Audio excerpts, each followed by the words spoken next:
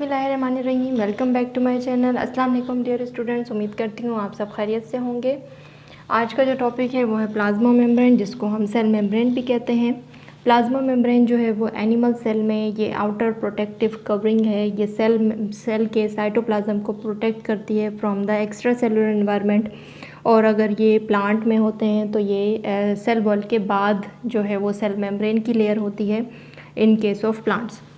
Singer और Nicolson दो scientist थे जिन्होंने 1972 में प्लाज्मा मेम्ब्रेन को बनाया, प्लाज्मा मेम्ब्रेन को डिस्कवर किया। उन्होंने जब डिस्कवर किया तो इसका नाम फ्लूइड मोज़ेक मॉडल रखा। फ्लूइड मोज़ेक मॉडल इसलिए रखा कि फ्लूइड आप समझते हैं, फ्लूइड कहते हैं हम लिक्विड वाली चीज़ों को, और वैसे ही सेल का जो पूरा पोर्शन होता है वो लिक्विड ही की फॉर्म में होता है, क्योंकि जगह जगह पर वाटर की ज़रूरत होती है सेल को लिविंग रहने के लिए, ज़िंदा रहने के लिए। और मोज़ेक मॉडल एक ऐसा मॉडल है मींस के डिसकंटिन्यूस। मोज़ेक का मतलब है डिसकंटिन्यूस, मींस के जो इन्होंने इस सेल मेम्ब्रेन के सरफेसिस पर और इनके कुछ अंदर इन दो लिपिड की बाइलेयर के बीच में जो इन्होंने प्रोटीन्स देखे, उनकी वजह से इन्होंने इसको फ्लूइड मोज़ेक मॉडल का नाम दिया। क्योंकि ये जो प्रोटीन्स थे, कुछ इंट्रिंसिक प्रोटीन थे, अंदर की तरफ थे, और कुछ बाहर की तरफ प्रोटीन्स थे। ये एक ऐसा सीन क्रिएट कर रहे थे जैसे कि एक समंदर में बर्फ़ के तोदे होते हैं, मीन्स के आइसबर्ग जो होते हैं समंदर में, बिल्कुल इसी तरह का एक स्ट्रक्चर ये दे रहे थे, जिसकी वजह से इन्होंने इनको मोज़ेक का नाम दिया, मीन्स के डिसकंटिन्यूस। जगह जगह पर ये प्रोटीन्स पड़े हुए थे सेल मेम्ब्रेन की सरफेस पर और इनके इंटरनल वाले पोर्शन पर, जिसकी वजह से इन्होंने इसको डिसकंटिन्यूस का नाम दिया। मीन्स के कोई एक रेगुलर जो है वो शेप नहीं था इनका, कोई तरतीब से ये नहीं पड़े हुए थे, बस ऐसे ही रैंडमली जो है वो ये प्रोटीन्स नज़र आए उनको सेल मेम्ब्रेन पर, तो उन्होंने इनको मोज़ेक का नाम दिया, मींस के डिसकंटिन्यूस जिसको हम कहते हैं, तो फ्लूइड मोज़ेक मॉडल का नाम दे दिया। कंपोजिशन को देखते हैं तो ये प्रोटीन्स लिपिड्स और कार्बोहाइड्रेट से मिलकर बने हुए हैं। ये बायोमोलिक्यूल्स हैं, आप सबको मालूम है। इनका जो स्ट्रक्चर है वो है, इनका जो हेड रीजन है, ये सेल मेम्ब्रेन जो है वो दरअसल लिपिड की बाइलेयर है, फॉस्फोलिपिड, लिपिड की ही टाइप है, एक फॉस्फोलिपिड जिसके अंदर फैटी एसिड्स होते हैं। तो ये एक ऐसा जो एक स्ट्रक्चर दे रहे हैं, मीन्स के इनकी दो लेयर होती है लिपिड्स की, जिसको एक लेयर को मैंने यहाँ पर जो है वो ड्रा किया है आपको समझाने के लिए कि hydrophilic, hydro means water and philic means to love, ये वाटर लविंग है और इसको हम पोलर एंड कहते हैं। याद रहे इसको हम पोलर एंड क्यों कहते हैं, क्योंकि यहाँ से जो है वो उसी मॉलिक्यूल्स की ही ट्रांसपोर्ट होगी जो कि पोलर इन नेचर होंगे, और पोलर इन नेचर जो है वो जितने भी ऑर्गेनिक मॉलिक्यूल्स हैं, वाटर है, तो ये सारे के सारे पोलर एंड हैं, ये पोलर मॉलिक्यूल्स हैं जिनकी यहाँ से जो है वो ट्रांसपोर्ट हो सकती है। और जो इनका टेल रीजन है, ये इनका हेड रीजन है और ये टेल रीजन है। जो टेल रीजन है वो लिपिड्स की बने होते हैं, ये प्रोटीन का बना होता है इनका हेड रीजन, और ये जो टेल है वो लिपिड्स के बने होते हैं। और लिपिड्स आपको पता है कि वो वाटर फेयरिंग होता है, हाइड्रोफोबिक होता है, hydro means water and phobic means to fear, water fearing होता है, वाटर से वाटर रिपेलेंट होता है, वाटर को एब्जॉर्ब नहीं करता, जिसकी वजह से जो है वो इनको नॉन पोलर एंड भी कहा जाता है। इनके स्ट्रक्चर को अगर हम देखें तो लिपिड्स की, फॉस्फोलिपिड्स की दो लेयर हैं, ठीक है। इनके दरमियान में जो है वो इंट्रिंसिक प्रोटीन होता है जो कि आइसबर्ग की तरह सेल मेम्ब्रेन के हर एक पोर्शन में होता है, जिसको हम इंटीग्रल प्रोटीन भी कह सकते हैं। ये क्या करता है, ये एक चैनल प्रोवाइड करता है, मीन्स कि एक दरवाजे की तरह एक सेल मेम्ब्रेन को स्ट्रक्चर देता है, मीन्स कि यहाँ से ये मॉलिक्यूल्स को इन एंड आउट जो है वो ट्रांसपोर्ट करने में हेल्प करता है।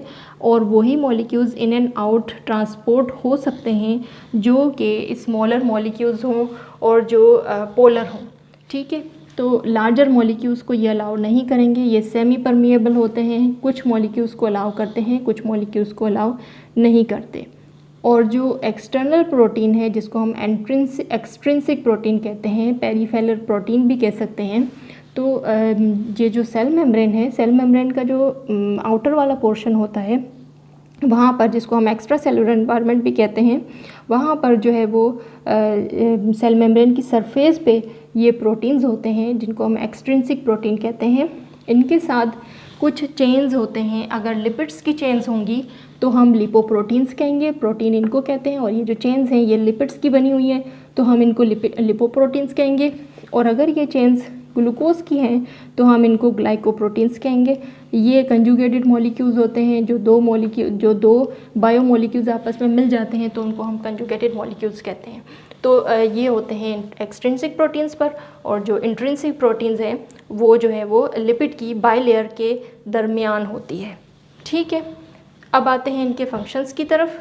प्लाज्मा मेम्ब्रेन का एक ऐसा फंक्शन है जो कि साइटोप्लाज्म जो है वो इंट्रिंसिक पार्ट में होता है। आपको पता है सेल का जो इनसाइड वाला पोर्शन है उनके अंदर साइटोप्लाज्म होता है, और जो आउटसाइड वाला पोर्शन होता है वहाँ पर वो एक्स्ट्रा सेलुलर इन्वायरमेंट कहलाता है।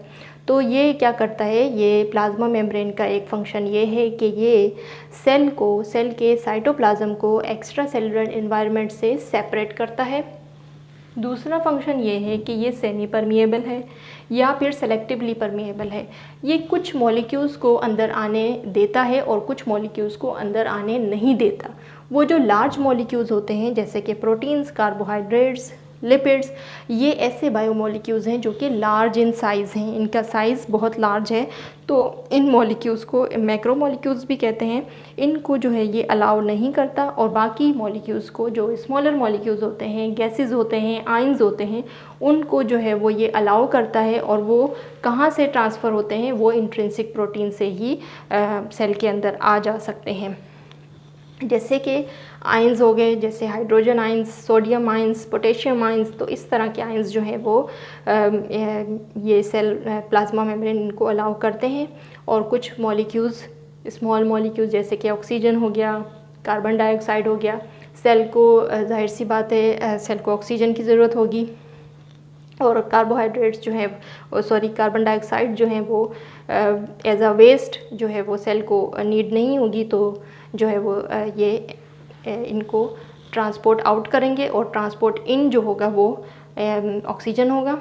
और ग्लूकोज, अमाइनो एसिड्स जो हैं ये मोनोमर्स हैं। ग्लूकोज जो है वो कार्बोहाइड्रेट्स के मोनोमर्स हैं, और अमाइनो एसिड्स जो हैं वो प्रोटीन्स के यूनिट्स हैं, आप सबको मालूम है। तो इन छोटे मॉलिक्यूल्स को सेल जो है वो अलाउ करेंगे, सेल मेम्ब्रेन अलाउ करेगा। और वाटर हो गया, जाहिर सी बात है वाटर तो ज़रूर ही अलाउ होगा। और जो है वो हार्मोन्स वगैरह जो है इन्हीं प्लाज्मा मेम्ब्रेन से जो है वो ट्रांसपोर्ट होता है। तो मेन फोकस इस बात पे है कि प्लाज्मा मेम्ब्रेन जो है वो एक इनको ट्रांसपोर्ट में हेल्प करता है, ट्रांसपोर्टेशन होती है एक जगह से दूसरी जगह। मॉलिक्यूल्स का आना जाना जो होता है वो प्लाज्मा मेम्ब्रेन जो है वो इनको कंट्रोल करता है। और जो है आज का लेक्चर कंप्लीट होता है। बाकी इनकी जो ट्रांसपोर्टेशन होती है वो उनकी प्रोसेस अलग अलग हैं, डिफ्यूजन है, ऑस्मोसिस है, एक्टिव ट्रांसपोर्ट, पैसिव ट्रांसपोर्ट। इंशाल्लाह ये नेक्स्ट लेक्चर में हम पढ़ेंगे। Thank you so much for watching. अगर आपको मेरे लेक्चर के हवाले से कोई क्वेश्चंस हों तो आप कमेंट सेक्शन में कर सकते हैं। और अगर आपको मेरी वीडियोस पसंद हैं तो मेरे चैनल को सब्सक्राइब कर दीजिए। Thank you so much for watching.